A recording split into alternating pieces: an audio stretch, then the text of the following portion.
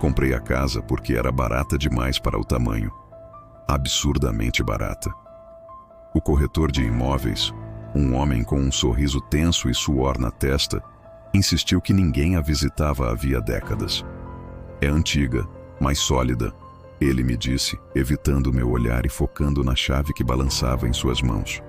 O que ele não mencionou, claro, é que o silêncio lá dentro não era vazio. Parecia vivo.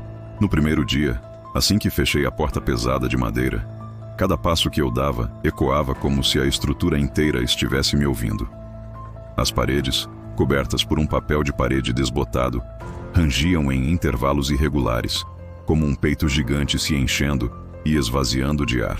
Era um som orgânico, desconfortável.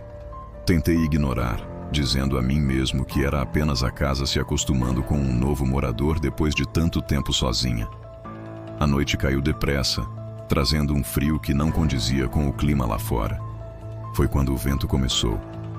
Ele assobiava pelas frestas das janelas antigas, mas o som que produzia não era normal. Parecia modular-se, torcer-se até formar uma palavra, um sussurro longo e arrastado. Meu nome. No início, pensei que fosse ilusão de ótica, ou melhor, de audição.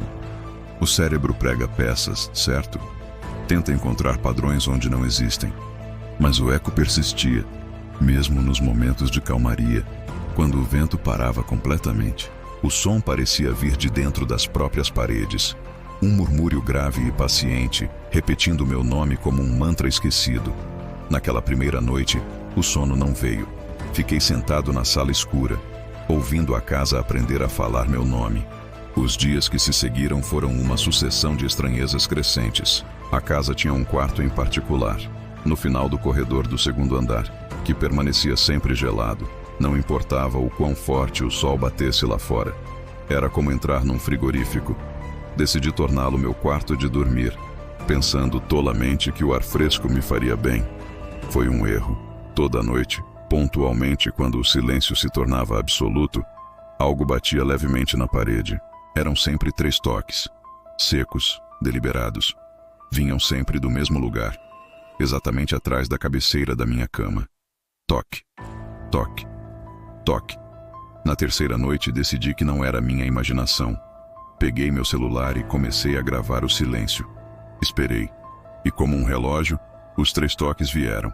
Parei a gravação e, com o coração aos pulos, coloquei os fones de ouvido. O que ouvi no áudio não eram apenas as batidas. Antes delas, quase inaudível, havia algo mais. Aumentei o volume ao máximo. E então, o som ficou claro, arrepiando cada pelo do meu corpo. Uma voz suave, distante, como se viesse do outro lado de uma linha telefônica ruim, dizendo o meu nome. 2 vezes. Com uma calma aterrorizante. Na noite seguinte, o medo deu lugar a uma espécie de desafio irritado. Quando os 3 toques soaram na parede, eu me sentei na cama e respondi em voz alta para o quarto escuro. Quem está aí? O silêncio que se seguiu foi pesado, denso. Durou talvez 1 minuto inteiro. E então, a parede respondeu. Não com toques, mas com a mesma voz do áudio, só que agora mais próxima, mais nítida, como se estivesse do outro lado do gesso. E ela disse apenas 3 palavras. Agora você sabe. A partir daquela noite, tudo mudou. A voz não se contentava mais em ficar restrita à parede do quarto. Ela começou a viajar. A cada noite, eu a ouvia se aproximando. Primeiro, saía de todas as paredes do quarto ao mesmo tempo. Depois, passou a sussurrar do teto, logo acima de mim.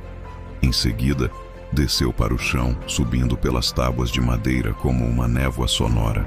Era como se a casa inteira tivesse desenvolvido boca, pulmões e uma vontade própria. Os objetos começaram a se mover.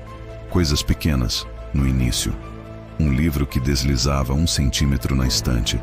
Uma cadeira que se afastava minimamente da mesa. Tudo sem vento, sem tremor. A lâmpada do corredor piscava, sempre no exato momento em que o sussurro do meu nome ecoava pela casa. Era uma sincronia macabra, um espetáculo montado só para mim. O mais perturbador era o som do meu próprio coração. Às vezes, quando o silêncio era total, eu ouvia as batidas, mas elas não vinham do meu peito. vinham de dentro das tábuas do assoalho, um eco rítmico e abafado, como se a casa estivesse imitando meu pulso. Desesperado por respostas, comecei a investigar a história da casa. Não encontrei nada nos registros online. Foi então que, num acesso de frustração, comecei a arrancar o papel de parede velho e descascado do corredor. E foi aí que eu vi marcas, nomes riscados à mão na parede, em várias camadas, um sobre o outro. Eram dezenas deles, com caligrafias diferentes, de épocas diferentes. Todos eram nomes que eu não reconhecia, exceto o último, gravado de forma mais recente, quase fresco, com traços fundos e desesperados. O meu. Na manhã seguinte, eu sabia que precisava sair. Não era mais uma questão de medo, era uma questão de sobrevivência. Juntei minhas coisas numa mochila, corri para a porta da frente e enfiei a chave na fechadura. Ela não girou. Tentei de novo, com mais força. Nada. A fechadura estava emperrada, sólida como uma rocha. Corri para as janelas. Todas elas, uma por uma, estavam travadas. As travas, antes enferrujadas, agora pareciam soldadas. O pânico começou a subir pela minha garganta. Foi quando olhei para o antigo relógio de pêndulo na sala de estar. Ele estava parado. Os ponteiros marcavam 2h17. 2h17 da manhã. A hora exata em que eu tinha acordado na noite anterior, com a voz sussurrando diretamente no meu ouvido. A casa, percebendo meu desespero, começou a sussurrar mais alto. O som não vinha de uma direção específica, vinha de todos os lados ao mesmo tempo, envolvendo-me, pressionando-me. Senti um frio intenso subindo do chão, gelando meus pés, subindo pelas minhas pernas. A voz, agora próxima, clara e sem disfarces, como se estivesse ao meu lado, repetia sem parar uma única frase. Agora é a sua vez de ficar. Num último ato de resistência, corri escada acima, de volta para o quarto frio. A porta estava aberta, me convidando a entrar. E foi lá que eu vi. O espelho antigo na parede, com a moldura de madeira escura, estava se movendo levemente, vibrando. E de trás dele, eu ouvi passos lentos e arrastados, e uma respiração úmida e ofegante.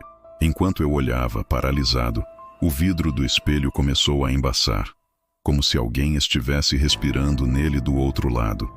Lentamente, uma frase se formou na condensação, escrita por um dedo invisível. Bem-vindo de volta.